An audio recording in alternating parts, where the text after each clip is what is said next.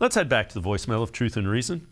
Not really sure what to say at this point in the season. The Browns really just suck. There's no way around it. We've made backup quarterbacks this year look like all pros. We've let running backs who don't even break 50 yards a game come in and run against us and look like they've been on all pros for 5 years. We have to be the only team in the NFL who makes weak systems look great. So it's like, what's the point of blaming the coaches? Jimmy don't care about winning. We had this conversation before, and you guys say he cares about winning. Well, if he cares about winning so much, show me the hire that shows he wants to win, because this is the longest staff he's had on since he's been the owner. And I think they'll get one more year, but he hasn't hired anybody that's got any kind of experience as a head coach. He hasn't hired anybody that's, really football knowledgeable about winning. So at the end of the day, does he care about winning? Because he gave Deshaun Watson $230 million, can't win by himself. We'll be just like the Houston Texans. We'll win a bunch of games and get knocked right out in the playoffs. Miles sitting on the sidelines by himself. It's only a matter of time if things don't change. He's not going to come back. The Deshaun Watson, they said he came here because of our roster, but I don't see one pick on our team that's really any good other than Myles Garrett, Nick Chubb.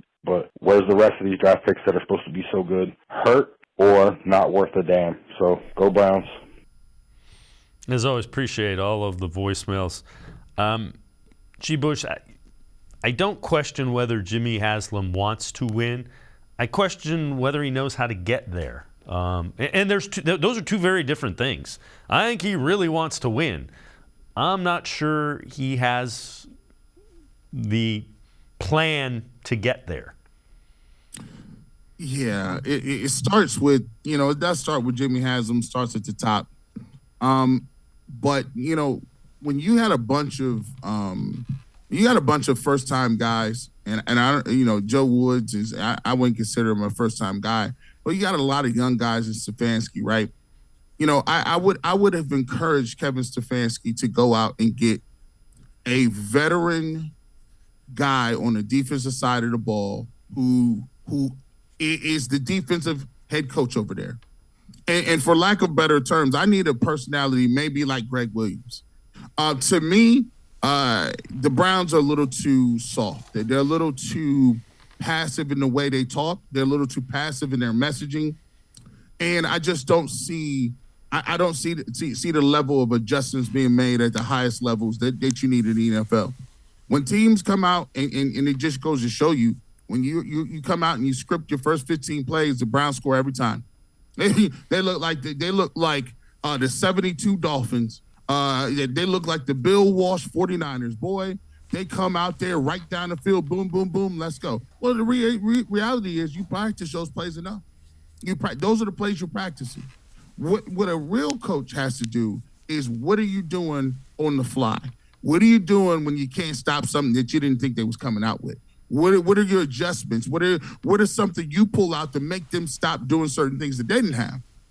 Kevin Stefanski hasn't shown that yet. Now here's the I guess the catch-22. Could Kevin Stefanski be a great coach with the right people around him? That may be a distinct possibility. Maybe Kevin is better if he has somebody on defense who has a mentality of a Greg Williams or Zimmer or Lovie Smith, or a guy or even like a Mike Singletary over there, who's going to rule that side of the ball with iron fist, knows what he's talking about, knows defense is going to be able to inspire those guys. And then he could do his thing over here.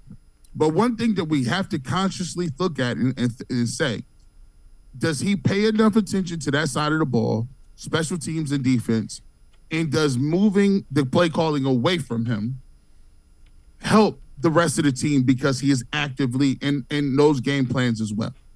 We don't know those things. All I know is the one move that should be made, and it should have been made a long time ago, is Joe Woods. And because at this point they need a wake-up call. The whole team needs a wake-up call.